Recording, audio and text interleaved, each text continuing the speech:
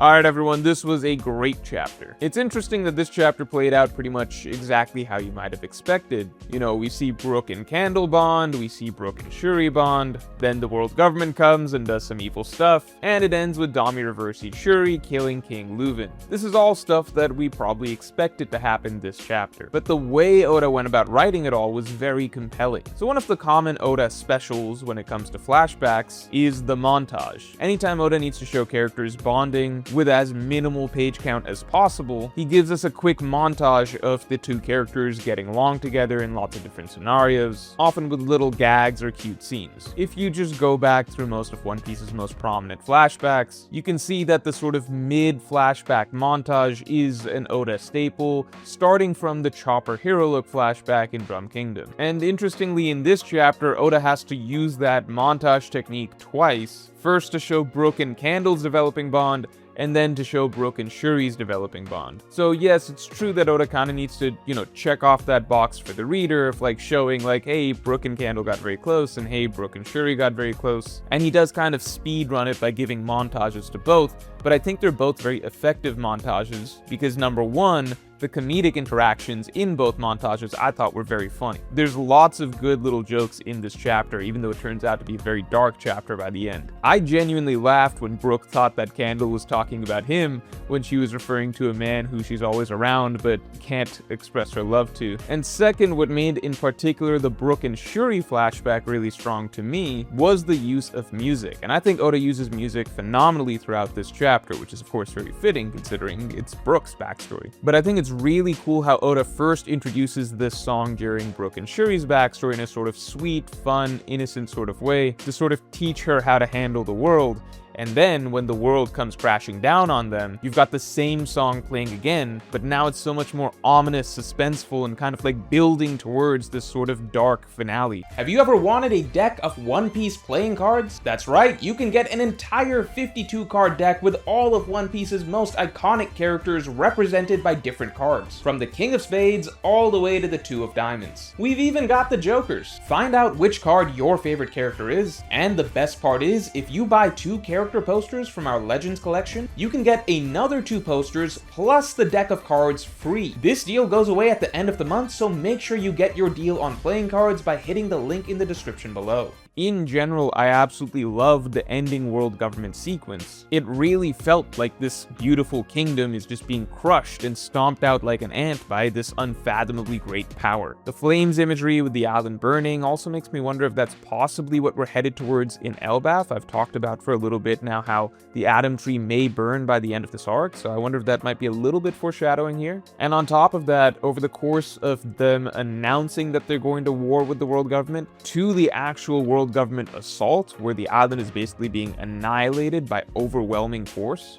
just seeing Brook's whole demeanor and outlook change over the course of that sequence was really impactful. He went from so confident and calm when Leuven first announced that they're going to war, to then desperate as they're struggling to survive, and then of course absolute shock when he gets the final devastating reveal at the end of the chapter. And again, just reusing that song for this sequence, but now with much more dramatic and dark undertone, just added to that sense of spiraling into despair that the island and Brook was experiencing, all leading up to the climactic point of Brook finally losing everything when he sees his final benefactor King Leuven killed by Brook's own apprentice Shuri, and in that moment Brook basically loses everything. Even though we knew that this moment was coming, that Brook would probably see Shuri killing King Leuven, probably through Dami Reversi, even though we knew that this is essentially a scene that we are set to get from the beginning of the flashback, the way Oda quickly developed the bonds between Brook and this family, the trio of characters Leuven, Candle, and Shuri, and the way Oda really painted a picture of how much they meant to Brook's life, all made it so that even though we could know this moment was coming, when it actually arrives and is shown to us, it still hits us really hard. And Shuri's words to Brook kind of dig in and twist that knife even further. It's just mind-blowing to think that Brook believed that this is actually what Shuri is like for all of these decades since then. This was just a really dramatically well-executed chapter. And this flashback has made me enjoy and appreciate Brook's character so much more. I feel like I understand him so much better now. It's insane to think that not only did he once lose everything he had, as we saw at the end of his first backstory at Thriller Bark, that was actually the second time that that happened to him. And I feel like we're finally getting to live inside Brook's head a little bit between these two chapters and really understand how music plays into who he is. Because we saw last chapter that Brook began singing music to himself when he was facing death because it just made the whole thing seem less scary. And I think that's why Oda made the artistic choice to have music playing throughout the entire end sequence of this chapter, as we see the lighthearted, carefree Brook slowly experience this impending doom that is overtaking the kingdom. There's just this wonderful sense of dread that you feel throughout this entire final section of the chapter. And it also makes me rethink what Brook's perspective and motivations may still be in the modern day with regards to the world government that he may have been burying this whole time. I mean, Brook, just as much as someone like Robin or Bonnie, carries this pain and these scars from the world government for over 50 years. Brook has so much pent up inside of him, and he just keeps it all hidden under this laughing, goofy, skeleton, skull joke exterior. I think with these two chapters, Brook just became one of the most complex and multi-dimensional Straw Hats, period. Especially when you connect what we're learning about this section of his life to what we got from his Thriller Bark flashback. Because even though I know this flashback isn't done yet, if you read these two flashbacks back to back, and then consider who he is in the modern day, it just makes for one of the most unique character journeys that I've ever seen in storytelling. With this wonderful spectrum of just so much sadness, pain, but at the same time,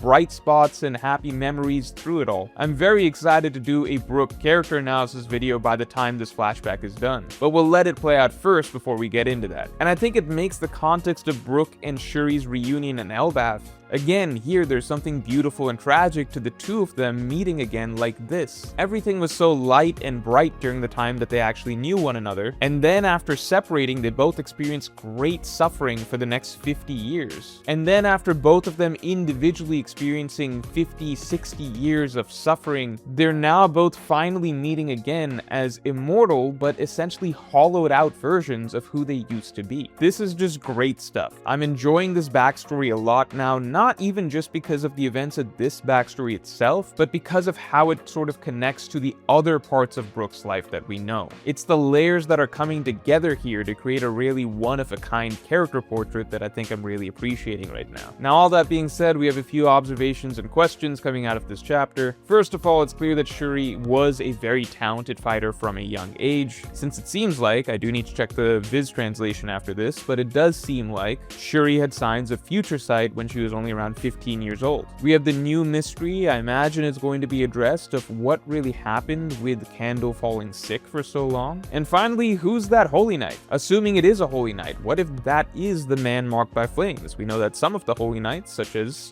Shuri, now Gunko, are also granted some degree of everlasting youth, so maybe this is a Holy Knight who we're going to get to see again in the modern day. And finally, we have one last mystery that's brought up from the Voice of the People, my top tier of patrons. So Dice said, we don't have an answer to why Imu and the Celestial Dragons are personally getting involved yet. Considering the main theme of this final saga is love, Imu might really be here just to get a Lily lookalike in Shuri. Yeah, I would say that's the biggest question mark of this chapter. Why specifically go to these lands, sending a Holy Knight and everything, and doing Dami Reversi just to take out and punish one king? So I do wonder if you're right that Imu does have some particular interest in Shuri. So with that, I give this chapter a 9 out of 10, and I will talk to you all next week.